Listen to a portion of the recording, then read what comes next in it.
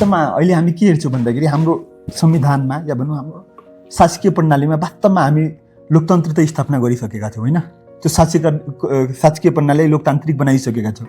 तर वास्तवमा अहिलेसम्म हाम्रो दलले, कुनै पार्टीले होस् या हाम्रो समाजले होस्, लोकतन्त्रको जुन वास्तविक मूल्य मान्यता हुन्छ त्यो मान्यतालाई अहिलेसम्म बुझेको छैन, अहिलेसम्म स्वीकार गरेको छैन। किन होला यो लोकतान्त्रिक मूल्य मान्यताको अवलम्बन हुन नसक्नुको कारण भनेको चाहिँ मुख्य रूपमा जिम्मेवार चाहिँ दलहरू हुन्छन्।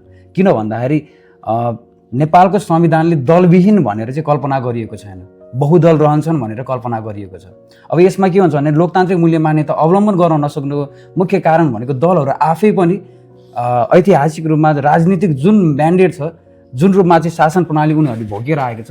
अब उहाँहरूको घोषणापत्रमा हेर्नुहुन्छ भने, नेपालको संविधानले गरिदिएको हेर्नुहुन्छ भने लोकतान्त्रिक भनेर सबैले घोषणा रूपमा गरिदिएको हुन्छ, तर उहाँहरूको व्यवहारमा हेर्नुहुन्छ भने अझै पनि अटोक्रेटिक शासन प्रणाली उनीहरूले अवलम्बन गरिरहेको हुन्छ।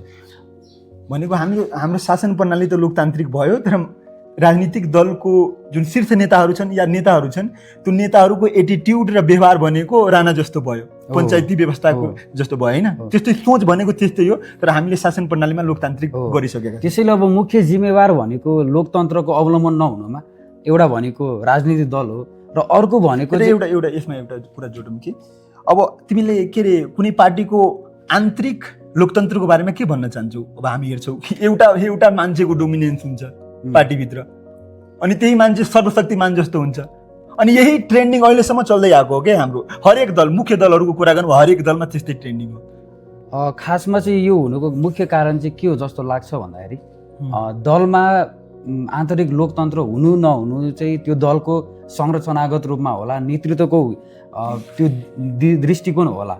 तर अझै पनि यही कुरालाई भनौँ न, नेपाली जनताले कसरी लिएको छ भन्दा नेपाली जनता अझै पनि नायक खोजिरहेको छ कि नायक खोजिरहेको छ। तर जुन समाजको मूल्य मान्यतालाई बुझेर काम गर्ने व्यक्ति जुन खोज्नु पर्ने हो त्यो चाहिँ अझै पनि खोजेको छ जस्तो चाहिँ मलाई लाग्दैन।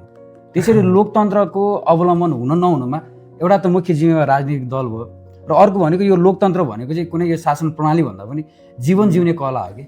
जीवन जिउने कला हुँदै गर्दाखेरि अब यसमा चाहिँ राजनीतिक दलहरूले के सोच्नु पर्ने हो भन्दाखेरि मेरो जनताले चाहिँ कुन तरिकाले सास फेरिरहेको छ, अनैतिक रूपमै सास फेरिरहेको छ कि नैतिक रूपमा सास फेरिरहेको छ भन्ने कुराको ध्यान र जुन जवाफदेहिता हुनुपर्ने हो त्यो चाहिँ राजनीतिक दल हुनुपर्ने हो। त्यसैले मुख्य जिम्मेवार चाहिँ राजनीतिक दल हुनुपर्छ जस्तो लाग्छ। अनि यो समाजको पर्सपेक्टिभले के भन्न चाहन्छु, मतलब समाजको पर्सपेक्टिभले हेर्ने हो भन्दाखेरि अझै पनि त्यो जुन रूपमा चाहिँ सिभिक सेन्स हुन्छ नि लोकतन्त्रको, एउटा कुरा के उठाउँ भन्दाखेरि के हाम्रो नेपाली समाजमा परिवारमा कतिको लोकतन्त्र छ?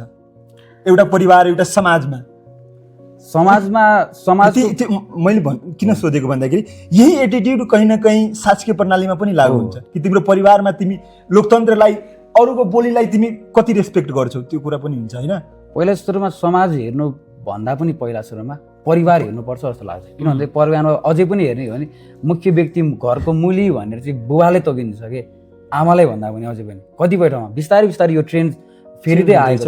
अब अझै कति 52 साल त्यसपछि त महिलाले आफ्नो पैतृक सम्पत्तिमा क्लेम गर्न पाएको अवधि आयो। अब भन्दाखेरि बिस्तारै यो ट्रेन्ड चाहिँ चेन्ज हुँदैछ, तर अझै पनि जुन सिभिक सेन्स हुनुपर्ने त्यो सिभिक सेन्स चाहिँ अझै पनि आइसकेको छ जस्तो मलाई लाग्दैन। त्यसैले गर्दा लोकतान्त्रिक मूल्य मान्यता चाहिँ अवलम्बन गर्न नसकेको हो।